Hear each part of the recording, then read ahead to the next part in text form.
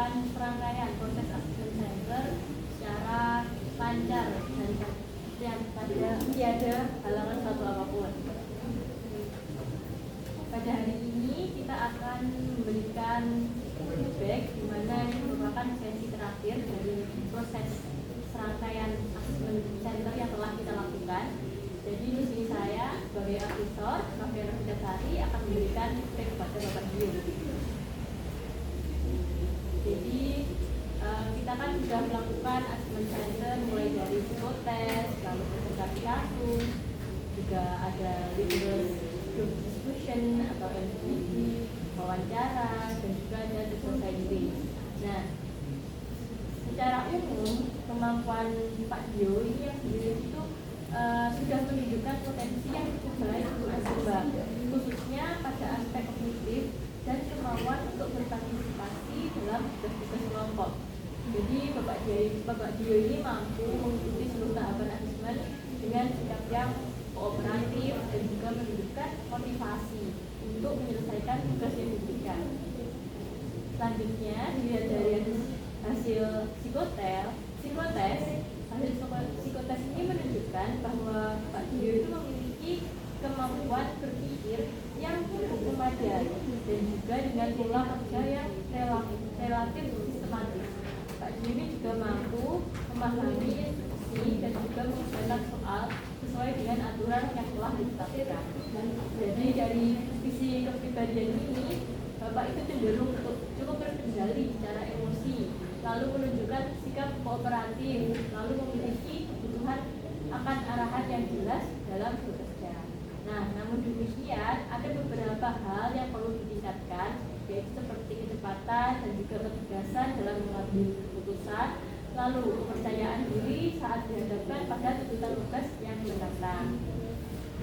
Pada bagian presentasi, dalam penampilan yang telah saya lihat itu Bapak Dio mampu untuk menyampaikan materi secara runtuh, lalu juga menunjukkan pemahaman yang baik terhadap topik yang dibahas dan juga memiliki sikap sopan dan tenang selama proses presentasi.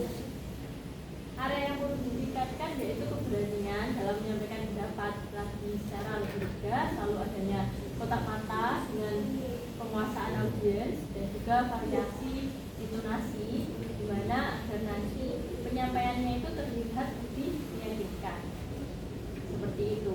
Lalu dalam sesi LGD ini Bapak sudah menunjukkan bahwa memiliki kemampuan dan juga kemauan untuk mendengarkan pendapat orang lain. Sudah bagus sekali.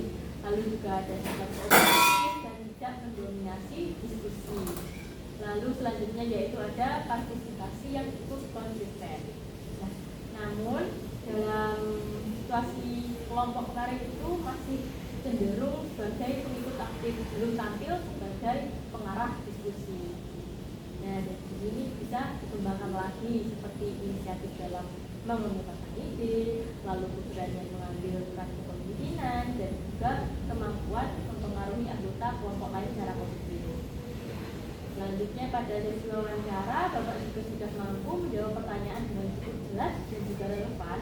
Bapak menunjukkan sikap yang terbuka dan juga jujur dalam menjelaskan pengalaman serta pandangan. Yang catatannya yaitu jawaban itu masih cenderung normatif, jadi nanti perlu pendalaman refleksi diri terhadap kelebihan dan kekurangan pribadi.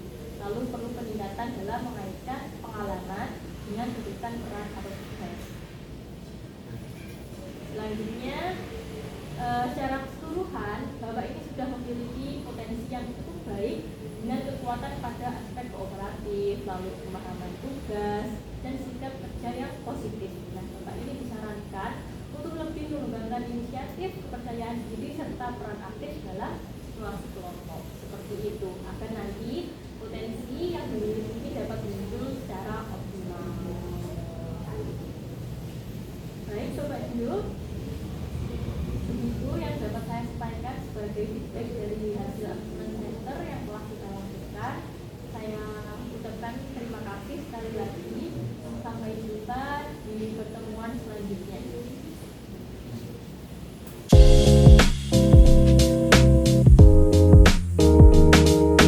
Assalamualaikum warahmatullahi wabarakatuh. Waalaikumsalam warahmatullahi wabarakatuh.